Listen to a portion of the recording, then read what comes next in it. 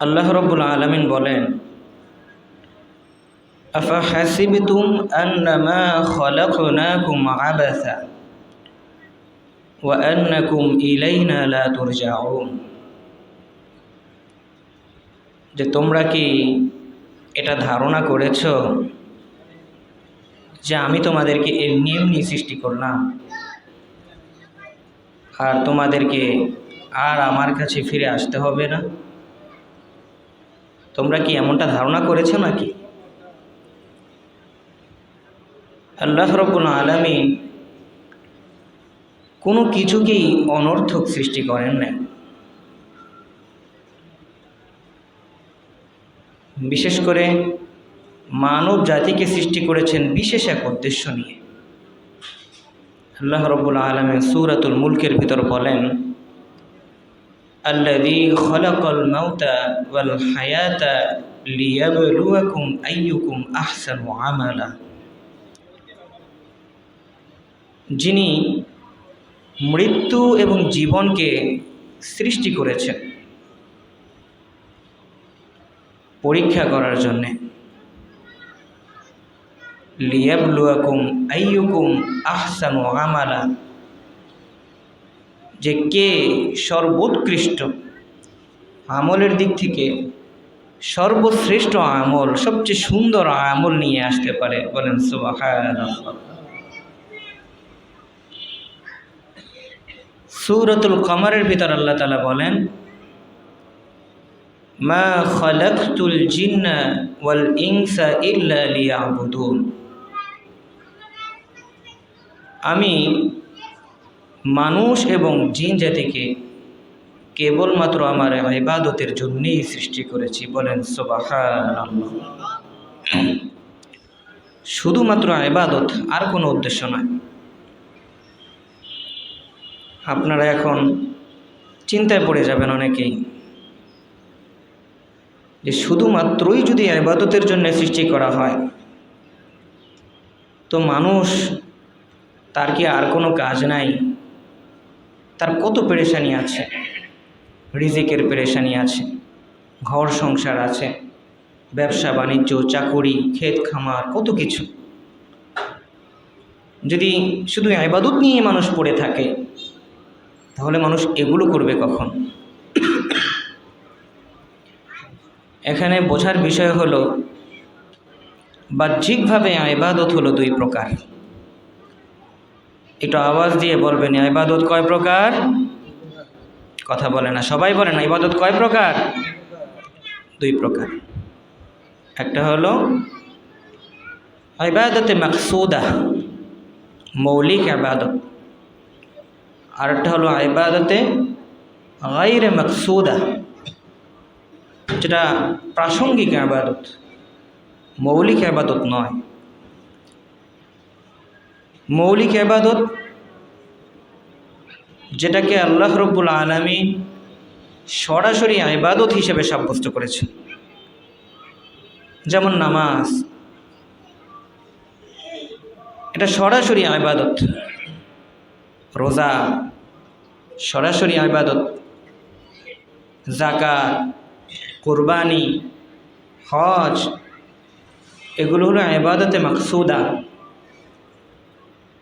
এগুলির সাথে বাহ্যিক দৃষ্টিতে বান্দার সাথে তার ব্যক্তিগত কোনো সম্পর্ক নেই, শুধুমাত্র রবের জন্যই এই ইবাদতগুলো করতে হয়। আর কিছু ইবাদত আছে ইবাদতে গায়রে মাকসুদা, প্রাসঙ্গিক ইবাদত, যেটা আল্লাহ রাব্বুল আলামিন যদি ইবাদত হিসেবে সাব্যস্ত নাও করতেন তাও মানুষ এগুলো করত। ব্যবসা বাণিজ্য,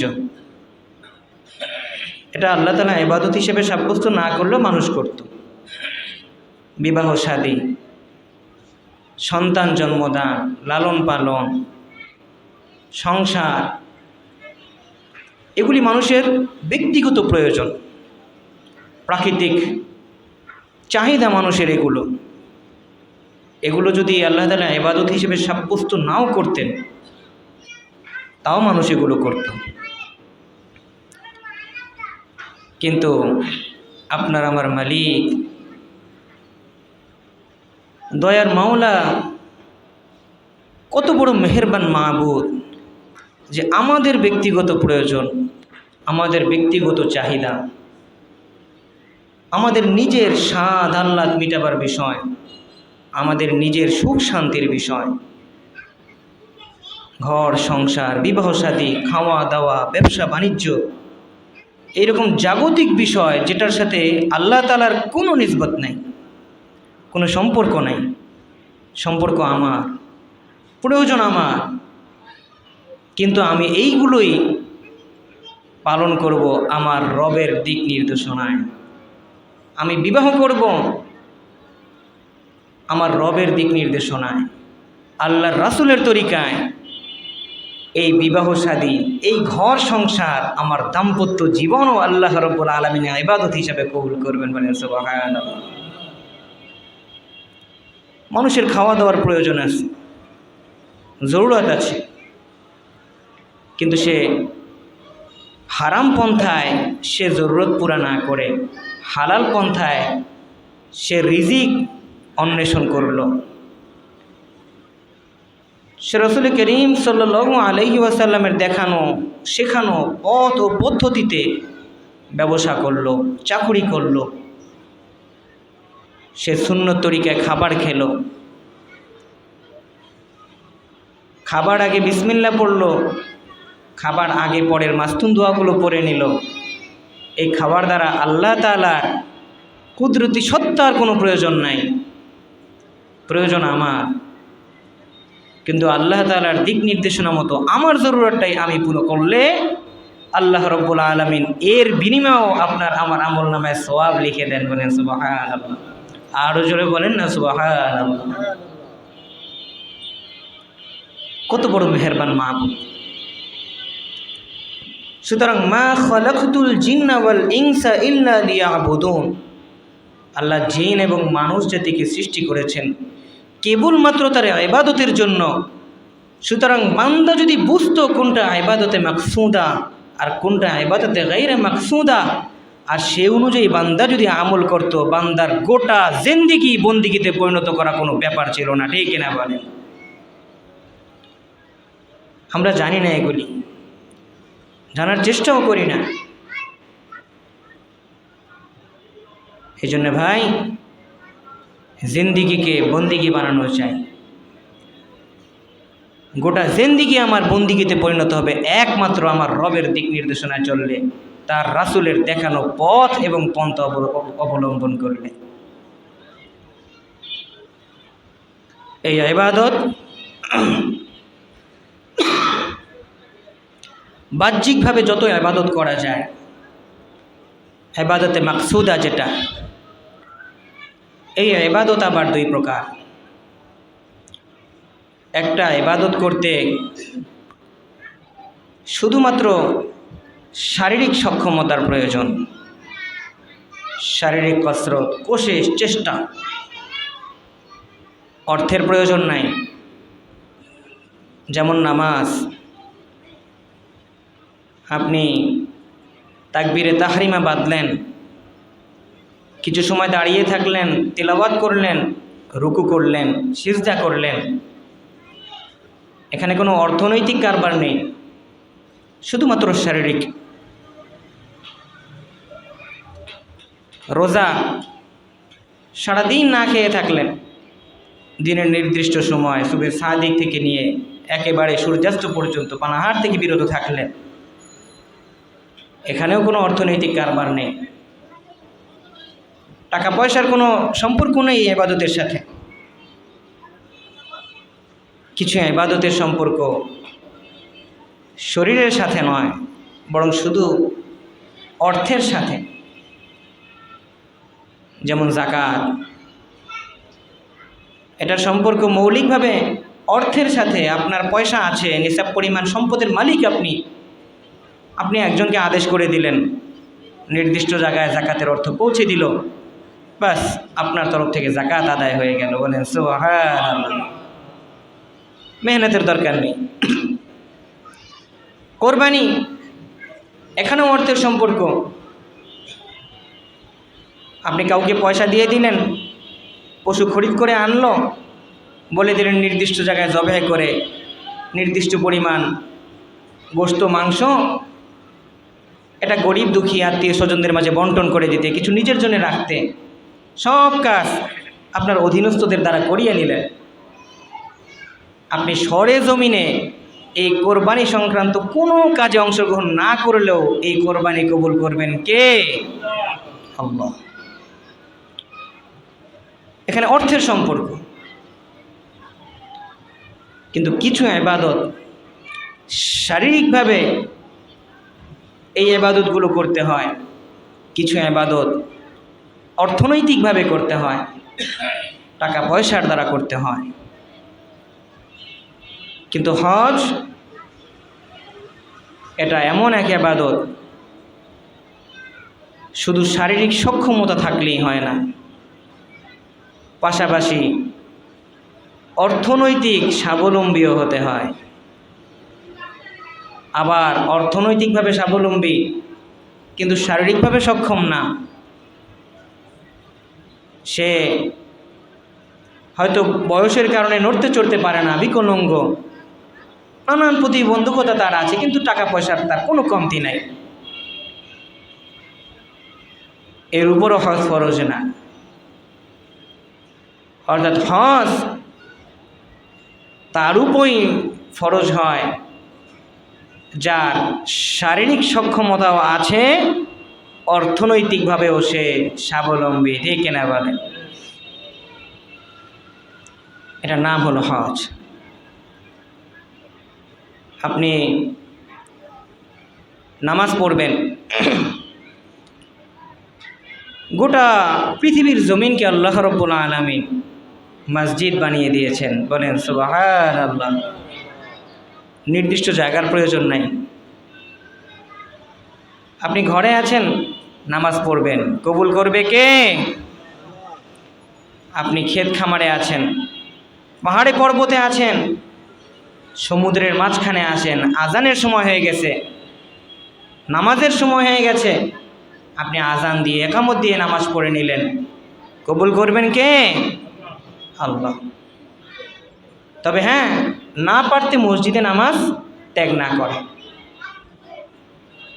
কেননা বিশ্বনবী সাল্লাল্লাহু আলাইহি ওয়াসাল্লাম বলেন যে কোনো বান্দা যদি চায় যে মুসলমান হিসেবে কাল হাসরের ময়দানে আমার সাথে সাক্ষাৎ করবে, সে যেন এমন সব জায়গায় নামাজ আদায় করে যেখানে আজান হয়, বলেন সুবহানাল্লাহ।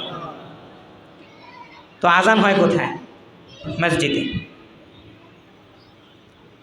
আল্লাহ তাআলা আর এক আয়াতে বলেন ওয়ারকাউ মা'আর রাকিঈন, তোমরা রুকুকারীদের সাথে রুকু করো। তো রুকুকারীদের সাথে যদি রুকু করতে হয়, অবশ্যই জামাতের সাথে নামাজ পড়তে হবে। আর জামাতের সাথে নামাজ পড়া হয় কোথায়? মসজিদে। কিন্তু মসজিদে পড়ার যদি অপশন না থাকে, কোনো না কোনো কারণে ঘরে, বাইরে, হাটে, ঘাটে, মাঠে, যে কোনো জায়গায় সালাত আদায় করলে কবুল করবেন কে?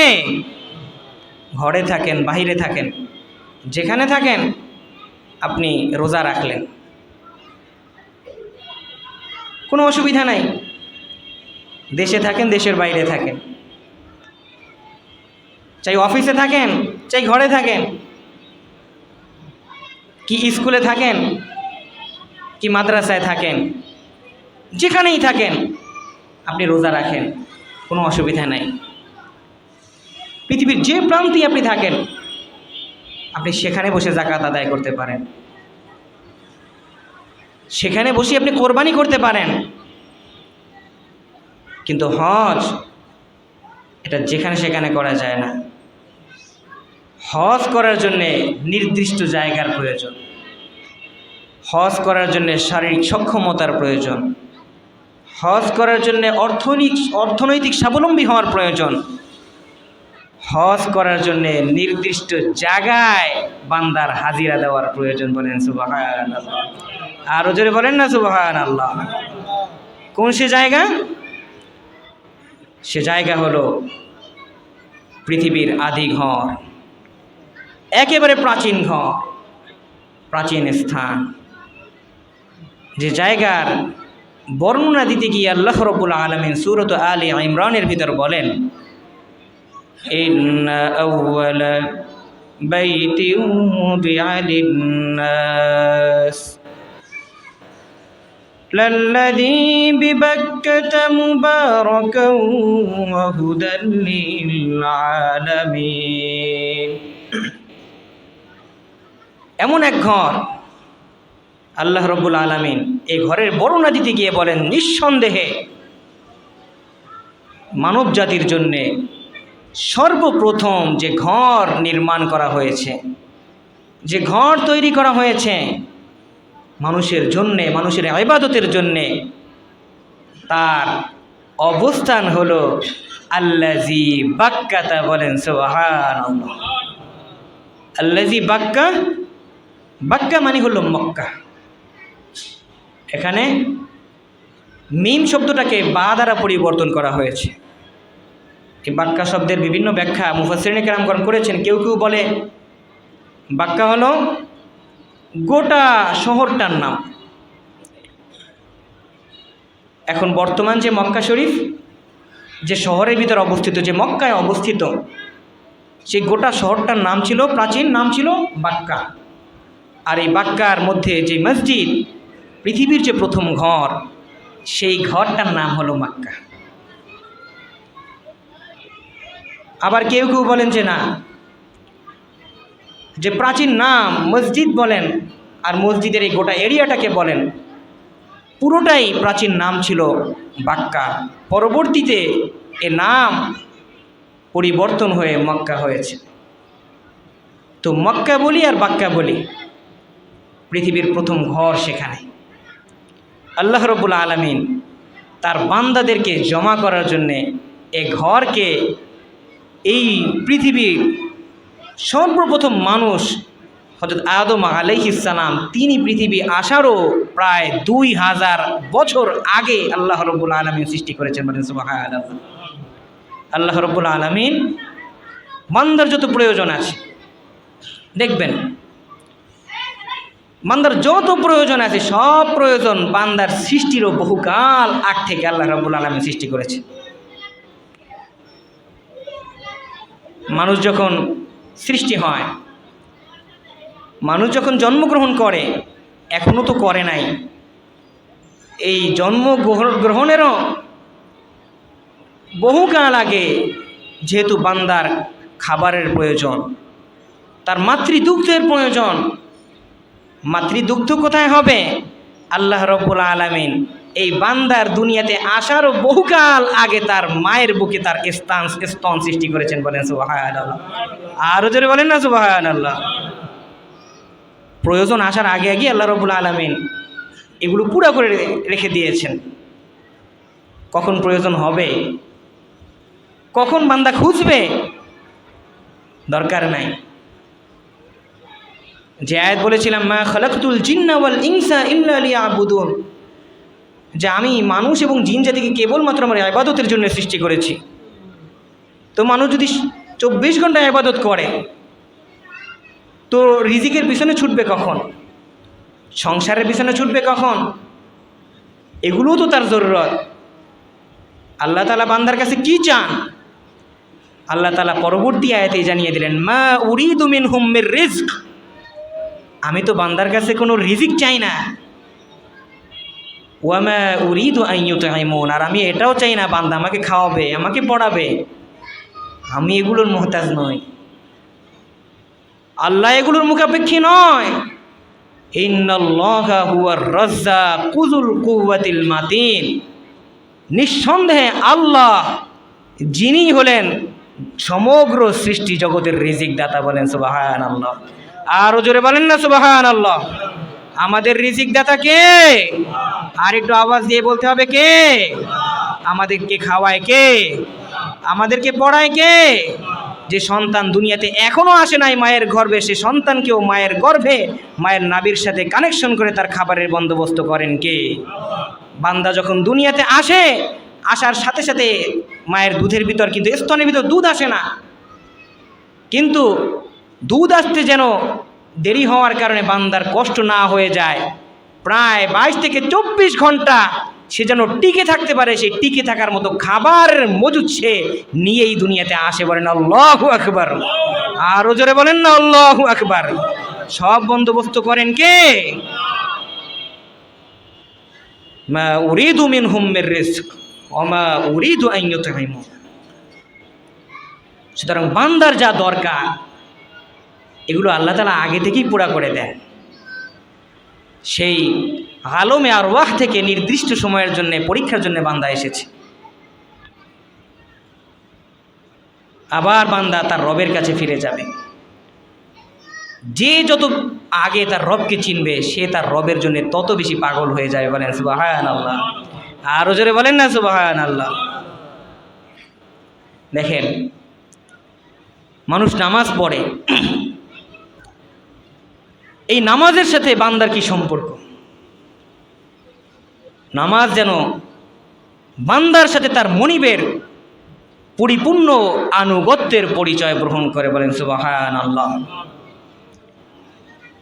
বান্দা সারাদিন যা কিছুই করুক না কেন, যত পাপাচারে লিপ্ত থাকুক না কেন, মুয়াজ্জিন যখন আজান দেয়, যার বুঝ এসে গেছে, যে হেদায়েতের নূর পেয়ে গেছে, সে নামাজে এসে দাঁড়িয়ে যাবে। এসে দুইটা হাত কান পর্যন্ত তুলে আগে সে আল্লাহ তাআলার দরবারে স্যারেন্ডার করবে যে ভুল হয়ে গেছে, অন্যায় হয়ে গেছে, কসুর হয়ে গেছে, সুতরাং আপনার কাছেই স্যারেন্ডার করতেছি। বলেন সুবহানাল্লাহ। তো বান্দা কখনো আল্লাহ তাআলার কাছে এরকম হাত কান পর্যন্ত তুলে স্যারেন্ডার করলেও আল্লাহ কখনো কাজ করেন না। বান্দা নামাজের মাধ্যমে তার রবের কাছে মস্তককে অবনত করে দেয়। সিজদার মাধ্যমে কখনো কখনো বান্দা তার কপালকে, তার সবচেয়ে সম্মানের প্রতীক যে চেহারা, এই চেহারাকে একেবারে জমিনের সাথে লুটিয়ে দেয়। বলেন সুবহানাল্লাহ। জমিনের সাথে বান্দা তার কপালকে ঠেকিয়ে যেন ওই কথাই বলে, সুবহানা রব্বিয়াল আলা, আমার রব পুত পবিত্র, যিনি সুউচ্চ সুমহান। বলেন আল্লাহু আকবার। আরো জোরে বলেন না আল্লাহু আকবার। আল্লাহ হলেন সবচেয়ে বড় আর আমি বান্দা হলাম সবচেয়ে ছোট। এই নামাজ বান্দার সাথে তার মনিবের আবদিয়তের পরিচয়, আবদিয়তের সিমটম সে বহন করে। যখন নামাজের ইবাদত পূর্ণ হয়, কিছু ইবাদত করে বান্দা তার রবের সাথে সাদৃশ্য রেখে। আল্লাহ রাব্বুল আলামিন হলেন দাতা, আল্লাহু হুয়াল মুতি, তিনি দেন, কখনো নেন না। আমাদের খাবার দাবারের দরকার, খাবার দাবারের ব্যবস্থা করেন কে? আমরা আল্লাহ তাআলার খাবার দাবারের ব্যবস্থা করি না। আমাদের টাকা পয়সা দরকার, টাকা পয়সার ব্যবস্থা করেন কে? কিন্তু আল্লাহ টাকা পয়সার মুহতাজ না, আমরা সেটার ব্যবস্থা করি না। আল্লাহ হলেন দাতা, আল্লাহু হুয়াল গানি ওয়া আনতুমুল ফুকারা। গনি বলতে, ধনী বলতে হাকিকতান যদি কোনো সত্তা থাকে, সেই সত্তা হলেন একমাত্র আমার আল্লাহ। বলেন সুবহানাল্লাহ। এর বাইরে পৃথিবীর জমিনে যত রাজা বাদশাহ, যত অর্থ সম্পদের মালিক হোক না কেন, যত শান শৌকত থাকুক না কেন, আল্লাহ তাআলার কাছে সে ফকির, সে হত দরিদ্র। তো আল্লাহ তাআলা হলেন দাতা। তো আল্লাহ তাআলার এই দাতা নামক গুণের সাথে সাদৃশ্য রেখে বান্দা মাঝে মাঝে সেই আল্লাহ তাআলার সাদৃশ্য, আল্লাহ তাআলার এই গুণ আর রং তার ভিতর ধারণ করে। বান্দাও যাকাত দেয়, বান্দাও কোরবানি করে, কোরবানি দিয়ে গোশত মাংস আল্লাহ তাআলা যেমন বান্দার খাবারের ব্যবস্থা করে, বান্দাও তার সাথে সাদৃশ্য রেখে অন্য অন্য বান্দারের খাবারের ব্যবস্থা করে। বলেন সুবহানাল্লাহ। আরো জোরে বলেন না সুবহানাল্লাহ। এটা আল্লাহ তাআলার সাথে বান্দার সাথে একটা সাদৃশ্য। সম্পূর্ণ তো আল্লাহর মতো হওয়া যাবে না। মাঝে মধ্যে মহব্বতের মানুষের সাথে মহব্বতের মানুষ যদি হয়, একটু সাদৃশ্য রাখে। বন্ধু যখন বন্ধুর বাসায় বেড়াতে যায়, তখন বন্ধুকে যখন খাবার পরিবেশন করে, তো মেহমান যে বন্ধু, সে বন্ধু বলে যে তুমিও আমার সাথে বসো, যতক্ষণ তুমি না বসবে আমি খাবার গ্রহণ করব না। ঠিক না বলেন? তো বাস্তবে কি, সে সব সময় তার বন্ধুকে ছাড়া না খেয়ে থাকে? কথা বলে না। সব সময় কি না খেয়ে থাকে? সব সময় না খেয়ে থাকে না। কিন্তু ওইটা কেন? বন্ধু এখন সামনে, মাঝে মধ্যে মহব্বত প্রকাশ করতে হয়। মাঝে মধ্যে কিছু বন্ধুর সাথে সাদৃশ্য গ্রহণ করতে হয়, এতে মোহাব্বত বাড়ে, ভালোবাসা বাড়ে।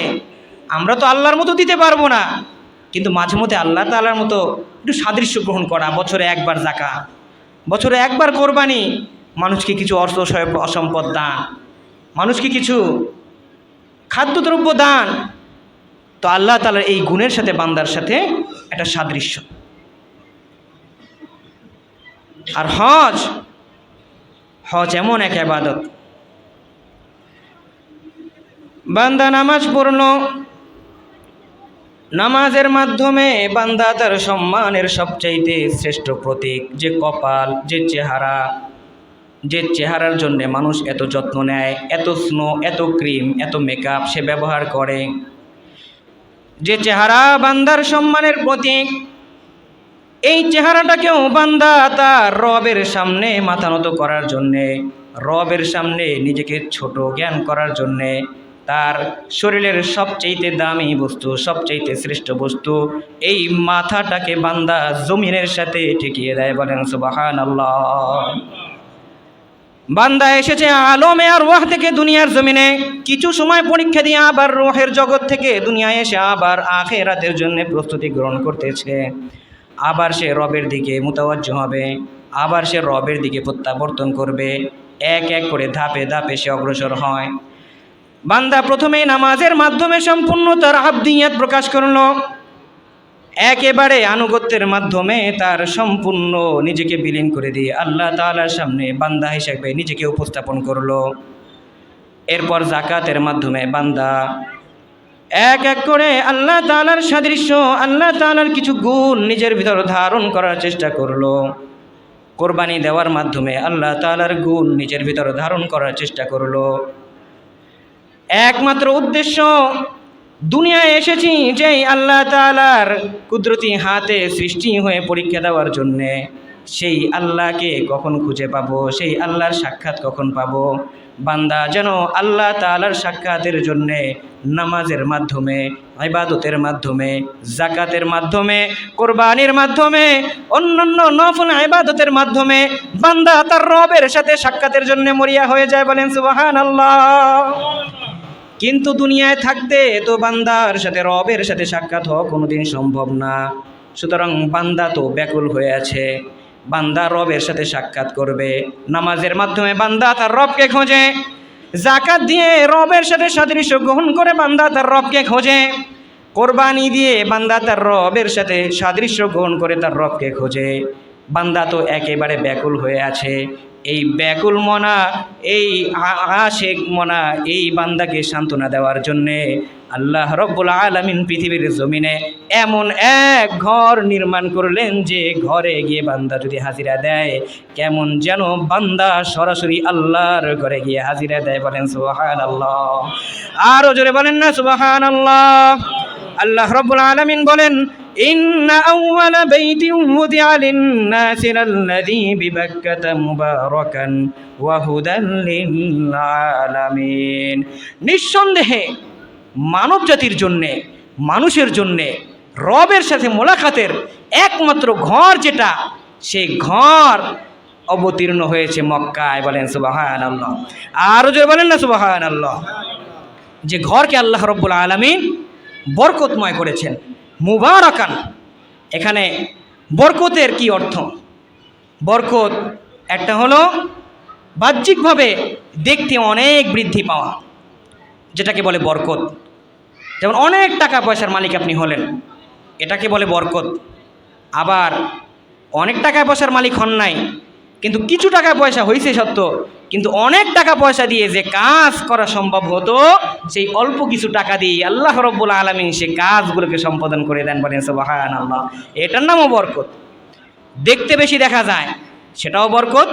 দেখতে কম দেখা যায় কিন্তু কাজ অনেক বেশি হয়, সেটার নাম বরকত। যেমন তুলা, দেখতে দেখা যায় বেশি, কিন্তু 1 কেজি ওজনের একটা বাটখারা, 1 কেজি ওজনের একটা বাটখারা দেখতে দেখা যায় ছোট। আবার 1 কেজি পরিমাণ তুলা দেখতে দেখা যায় বেশি, কিন্তু পাল্লায় যদি ওজন করা হয় দুইটাই কি ওজনের সমান সমান হয়, ঠিক কিনা বলেন? অর্থাৎ বরকত হয়তো দুইভাবে হবে। হয়তো আল্লাহ রাব্বুল আলামিন অধিক পরিমাণে দিবেন, অথবা অধিক পরিমাণে দিবেন না, যা আছে তাই দিবেন, তা দিয়েই অধিক পরিমাণ আল্লাহ রব্বুল আলামিন আপনার জরুরত পুরা করে দিবেন। বলেন সুবহানাল্লাহ। তো মৌলিকভাবে বৃদ্ধি বলেন আর হাকিকতান বৃদ্ধি বলেন, সব বৃদ্ধি সব বরকত আল্লাহ রব্বুল আলামিন এই মক্কাতুল মুকাররমায় রেখেছেন। বলেন সুবহানাল্লাহ। আরও জোরে বলেন না সুবহানাল্লাহ।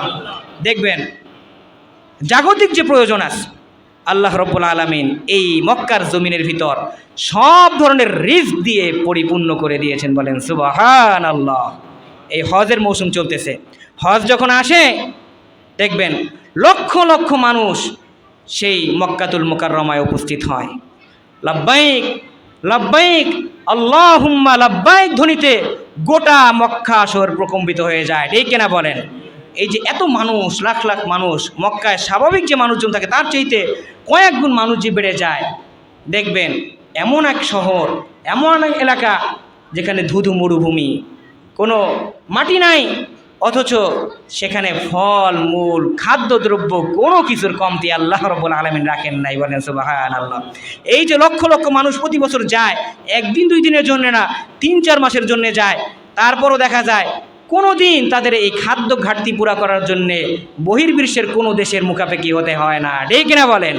এই হজের মৌসুম আসতেছে, হজের মৌসুমে এক এক হাজি দেখবেন যে শত শত গরু কোরবানি দিতেছে, দুম্বা কোরবানি দিতেছে, কিন্তু এই কোরবানি দেওয়ার জন্য যে এত পশু, অন্ততপক্ষে একজন তো এক একটা কোরবানি দেয়, এই লাখ লাখ পশু কোরবানি যে দেওয়া হয়, এই পশুকেও সংগ্রহ করার জন্য বহির্বিশ্বের কোনো দেশের মুখাপেক্ষি এই সৌদি আরবের হতে হয় না, ঠিক কিনা বলেন? এটা তো হলো জাগতিক প্রয়োজন। আর আধ্যাত্মিক বরকতের কথাও যদি বলেন, আধ্যাত্মিক যত বরকত, এই বরকতগুলো আল্লাহ রব্বুল আলামিন এই জমিনের মধ্যে রেখেছেন। বলেন সুবহানাল্লাহ।